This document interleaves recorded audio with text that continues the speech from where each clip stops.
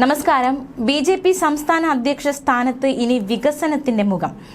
K സുരേന്ദ്രനെ മാറ്റി Rajeev ചന്ദ്രശേഖരനെ തിരഞ്ഞെടുത്തിരിക്കുകയാണ് BJP സംസ്ഥാന അധ്യക്ഷനായി. അധ്യക്ഷ പദവിയിൽ 5 വർഷം കെ സുരേന്ദ്രൻ പൂർത്തിയാക്കി. പകരമാണിപ്പോൾ ഈ ഒരു സ്ഥാനത്തേക്ക് രാജീവ് ചന്ദ്രശേഖരനെ ദേശീയ നേതൃത്വം തിരഞ്ഞെടുത്തിരിക്കുന്നത്. പുതിയ നിയോഗവുമായി ഈ രാജീവ് ചന്ദ്രശേഖർ ഈ സ്ഥാനത്തേക്ക് എത്തുമ്പോൾ കേരള BJPയിൽ വലിയ മാറ്റങ്ങൾ ഉണ്ടാകുമോ എന്നാണ് അണികൾ ഒന്നടങ്കം ഉറ്റുനോക്കുന്നത്. സംസ്ഥാന അധ്യക്ഷനെ തിരഞ്ഞെടുക്കുന്നതിനായി കഴിഞ്ഞ ദിവസം BJP തിരഞ്ഞെടുപ്പ് വിജ്ഞാപനം പുറത്തിറക്കിയിരുന്നു. മാത്രമല്ല, ഇന്ന് കോർ കമ്മിറ്റി യോഗം ചേർന്നിരുന്നു. ഈ കോർ കമ്മിറ്റിയിലാണ് രാജീവ് ചന്ദ്രശേഖരന്റെ പേര് അധ്യക്ഷ സ്ഥാനത്തേക്ക് നിർദ്ദേശിക്കപ്പെട്ടതും അത് എല്ലാവരും ചേർന്ന് ആ ഒരു തീരുമാനത്തിലേക്ക് രാജീവ് ചന്ദ്രശേഖരനെ നിയോഗിക്കാം ആ ഒരു സ്ഥാനത്തേക്ക് എന്നൊരു തീരുമാനത്തിലേക്ക് എത്തിയത്. രാജീവ് ചന്ദ്രശേഖരനെ അധ്യക്ഷനായി BJP നേതൃത്വം നാളെയാണ് ഔദ്യോഗികമായി പ്രഖ്യാപിക്കുക. തിങ്കളാഴ്ച സംസ്ഥാന കൗൺസിൽ യോഗം ചേരും. ഈ യോഗത്തിൽ പുതിയ അധ്യക്ഷൻ ചുമതല ഏൽക്കും. 5 വർഷമായി ഈ സ്ഥാനത്ത് കെ സുരേന്ദ്രൻ തുടർന്നിരുന്നു. അദ്ദേഹം നാളെ സ്ഥാനമൊഴിയും. കേരളത്തിൽ പുതിയൊരു മുഖം ഈ ഒരു BJP അധ്യക്ഷ സ്ഥാനത്തേക്ക് വരണം എന്ന ഒരു തീരുമാനം, എന്ന ഒരു ചിന്ത, ആ ഒരു ഇതിൻ്റെ അടിസ്ഥാനത്തിലാണ് ഇപ്പോൾ രാജീവ് ചന്ദ്രശേഖരനെ ഈ ഒരു സ്ഥാനത്തേക്ക് തിരഞ്ഞെടുക്കാൻ കാരണമായത്. പ്രത്യേകിച്ച് ഇവിടുത്തെ ലോക്സഭാ തിരഞ്ഞെടുപ്പിൽ തിരുവനന്തപുരം മണ്ഡലത്തിൽ രാജീവ് ചന്ദ്രശേഖർ BJPക്ക് വേണ്ടി മത്സരിക്കുന്നു, ശശി തരൂർ കോൺഗ്രസിന് വേണ്ടി മത്സരിക്കുന്നു, പന്ന്യൻ രവീന്ദ്രൻ CPMന് വേണ്ടി മത്സരിക്കുന്നു. വിജയിച്ചത് ശശി തരൂർ ആണ് എങ്കിൽ പോലും CPMനെയും മറികടന്ന്, മാത്രമല്ല കോൺഗ്രസിൽ നിന്നും ഒട്ടും പിന്നിലല്ലാത്ത രീതിയിലൊരു മികച്ച പ്രകടനമാണ് രാജീവ് ചന്ദ്രശേഖർ തിരുവനന്തപുരം മണ്ഡലത്തിൽ കാഴ്ചവെച്ചത്. അതും അദ്ദേഹത്തിന് നേട്ടമായി ഈ സ്ഥാനത്തേക്ക് വരാൻ എന്ന് വേണം കരുതാൻ. മാത്രമല്ല, അദ്ദേഹത്തിന്റെ ആ തിരഞ്ഞെടുപ്പ് സമയത്തുള്ള പ്രവർത്തനങ്ങളും, മാത്രമല്ല ഇത്രയും അധികം വോട്ട് അദ്ദേഹത്തിന് നേടാനായതുമൊക്കെ ഈ അധ്യക്ഷ സ്ഥാനത്തേക്ക് അദ്ദേഹത്തെ വരുത്താൻ കാരണമായി മാറി. എല്ലാ വിഭാഗത്തെയും ആകർഷിക്കാൻ പറ്റുന്ന വ്യക്തി എന്ന ഒരു മുഖമുദ്ര കൂടി അദ്ദേഹത്തിന് സ്വന്തമായിട്ടുണ്ട്. സംസ്ഥാന പ്രസിഡന്റായി അത്തരത്തിലൊരാൾ വരണമെന്നായിരുന്നു BJP കേന്ദ്ര നേതൃത്വത്തിന്റെ നിലപാട്. മാറ്റം ആഗ്രഹിക്കുന്ന ഒരു തലമുറയുണ്ട്. അവരെ സ്വാധീനിക്കാൻ കഴിയുന്ന നേതാവ്, അതാണ് BJP നേതൃത്വം രാജീവ് ചന്ദ്രശേഖരന് നൽകിയിരിക്കുന്ന പരിഗണന. സാമുദായിക നേതാക്കളുമായി വലിയ രീതിയിലുള്ള ഒരു അടുപ്പം സൂക്ഷിക്കാൻ അദ്ദേഹത്തിന് കഴിയുന്നുണ്ട്. അത് വലിയ രീതിയിൽ തന്നെ ഈ ഒരു സ്ഥാനത്തേക്ക് അദ്ദേഹത്തെ പരിഗണിക്കാൻ, ഈ സ്ഥാനത്തേക്ക് അദ്ദേഹത്തെ നയിക്കാനും കാരണമായി. കേന്ദ്ര നേതൃത്വം ഇതിനെ പരിഗണിക്കുകയും ചെയ്തു. കഴിഞ്ഞ ലോക്സഭാ തിരഞ്ഞെടുപ്പിൽ ചുരുങ്ങിയ സമയത്തിനുള്ളിലാണ് രാജീവ് ചന്ദ്രശേഖർ തന്റെ മണ്ഡലത്തിൽ വലിയൊരു സ്വാധീനം, വലിയൊരു ഇടപെടൽ, അതുമാത്രമല്ല ഒരു വ്യക്തിപ്രഭാവം ഉണ്ടാക്കിയെടുക്കാൻ അദ്ദേഹത്തിന് കഴിഞ്ഞു എന്നതും കേന്ദ്ര നേതൃത്വം നോട്ട് ചെയ്തിരുന്നു. സുരേഷ് ഗോപിയുടെ തൃശ്ശൂരിലെ വിജയം, സമീപകാലത്ത് മറ്റു പാർട്ടികളിൽ നിന്നും ആളുകൾ BJPയിലേക്ക് എത്തുന്നത്, ഇതെല്ലാം പരിഗണിച്ചുകൊണ്ട് തന്നെയായിരുന്നു നേതൃമാറ്റം BJP നടത്തിയത്.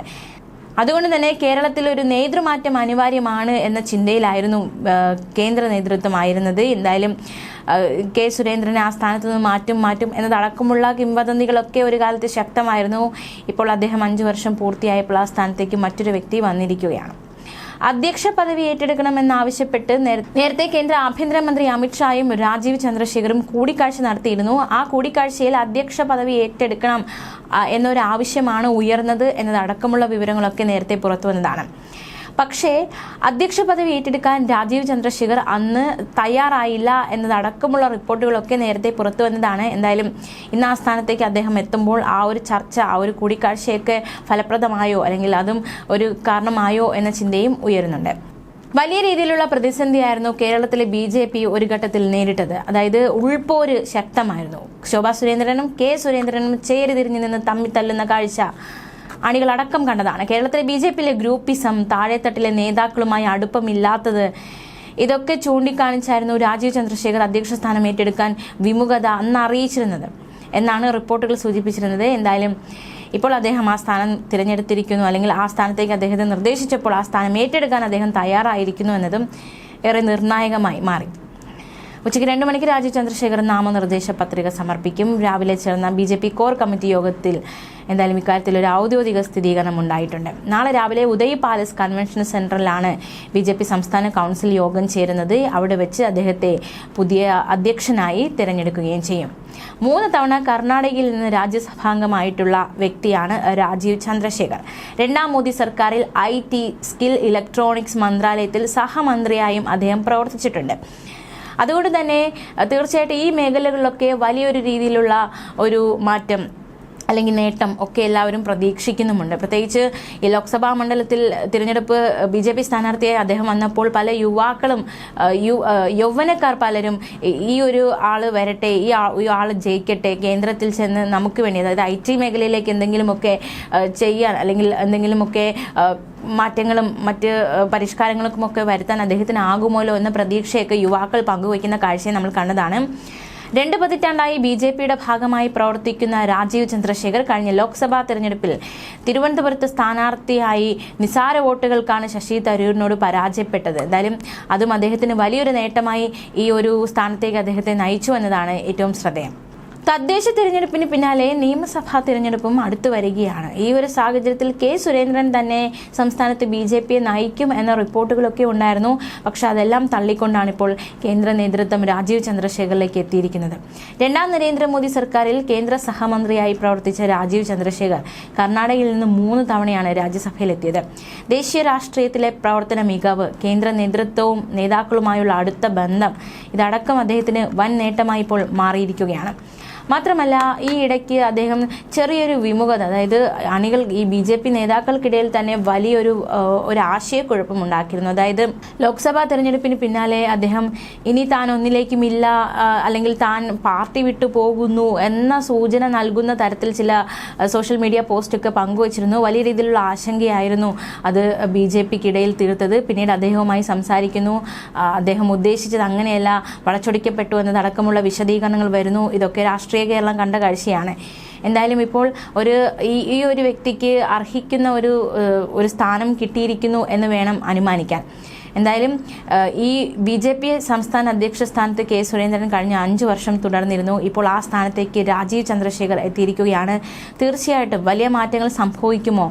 അതായത് ഈ ഒരു BJP ഇപ്പോൾ പലയിടത്തും, പ്രത്യേകിച്ചും പല തിരഞ്ഞെടുപ്പുകളിലും BJP വലിയ രീതിയിലുള്ള മുന്നേറ്റം ഉണ്ടാക്കുന്നുണ്ട്. അപ്പോൾ അത് ലെജിസ്ലേറ്റീവ് അസംബ്ലി തിരഞ്ഞെടുപ്പിലും ആ ഒരു മുന്നേറ്റം കാണുമോ? മാത്രമല്ല നേതൃസ്ഥാനത്തേക്ക് ഇത്തരത്തിൽ വലിയൊരു മാറ്റം സംഭവിക്കുമ്പോൾ തീർച്ചയായിട്ടും രാജീവ് ചന്ദ്രശേഖർ വലിയ രീതിയിലുള്ള മാറ്റങ്ങൾ കേരള BJPയിൽ കൊണ്ടുവരുമോ? ആ ഒരു തലപ്പത്തേക്ക് അദ്ദേഹം എത്തുമ്പോൾ ഈ കേരളത്തിലെ BJPയിൽ മറ്റെന്തെങ്കിലും രീതിയിലുള്ള കാര്യങ്ങളൊക്കെ സംഭവിക്കുമോ എന്നതടക്കമുള്ള ഒരു ആശങ്കയല്ല എന്നതിലപ്പുറം ഒരു ആകാംക്ഷയൊക്കെ നിറഞ്ഞു നിൽക്കുന്നുണ്ട്. തീർച്ചയായിട്ടും ഏവരും ഉറ്റുനോക്കുകയാണ് അദ്ദേഹത്തിൻ്റെ ഈ സ്ഥാനലബ്ധി. അത് BJPക്ക് വലിയ നേട്ടം കൊയ്യുമോ? ഈ സംസ്ഥാനത്ത് BJP പ്രബലപ്പെടാൻ ഈ ഒരു സ്ഥാനത്തിലൂടെ അദ്ദേഹത്തിലൂടെ അത് സാധിച്ചെടുക്കാൻ കഴിയുമോ എന്നതടക്കമുള്ള ചോദ്യങ്ങളൊക്കെ ശക്തമാവുകയാണ്. മാത്രമല്ല ഈ സ്ഥാനത്തേക്ക്, അതായത് BJP സംസ്ഥാന അധ്യക്ഷ സ്ഥാനത്തേക്ക് ശോഭാ സുരേന്ദ്രനെ അടക്കം പരിഗണിച്ചിരുന്നു എന്നതടക്കമുള്ള റിപ്പോർട്ടുകളൊക്കെ പുറത്തു വന്നതാണ്. എന്തായാലും ഈ സ്ഥാനത്തേക്ക് ഇപ്പോൾ രാജീവ് ചന്ദ്രശേഖരനെ തന്നെ തിരഞ്ഞെടുത്തിരിക്കുന്നു കേന്ദ്ര നേതൃത്വം. തീർച്ചയായിട്ടും ഈ K. സുരേന്ദ്രൻ സ്ഥാനമൊഴിയുന്നുണ്ട്, രാജീവ് ചന്ദ്രശേഖർ ആ സ്ഥാനത്തേക്ക് എത്തുന്നുണ്ട്. തീർച്ചയായിട്ടും BJP അണികളെല്ലാം ആകാംക്ഷയിലാണ്. വരും മണിക്കൂറുകൾ എന്ത് സംഭവിക്കും, വരും ദിവസങ്ങൾ എന്ത് സംഭവിക്കും, ഇത് വലിയൊരു നേട്ടമായി മാറുമോ, ലെജിസ്ലേറ്റീവ് അസംബ്ലി തിരഞ്ഞെടുപ്പിലൊക്കെ ഇത് നേട്ടമായി മാറുമോ എന്നതടക്കമുള്ള കാര്യങ്ങളാണ് ഏവരും ഉറ്റുനോക്കുന്നത്.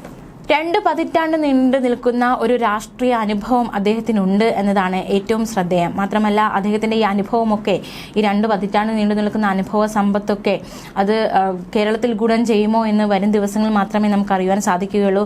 മാത്രമല്ല ചെറുപ്പക്കാരുടെയൊക്കെ ഒരു പ്രതീക്ഷ എന്ന് വേണമെങ്കിൽ നമുക്ക് വിശേഷിപ്പിക്കാവുന്ന വ്യക്തി കൂടിയാണ് രാജീവ് ചന്ദ്രശേഖർ. മാത്രമല്ല വികസനത്തിൻ്റെ മുഖം, അല്ലെങ്കിൽ വികസനത്തിൻ്റെ ഒരു കാവലാൾ എന്ന രീതിയിലാണ് അദ്ദേഹത്തെ കേന്ദ്രം അവതരിപ്പിക്കുന്നത്.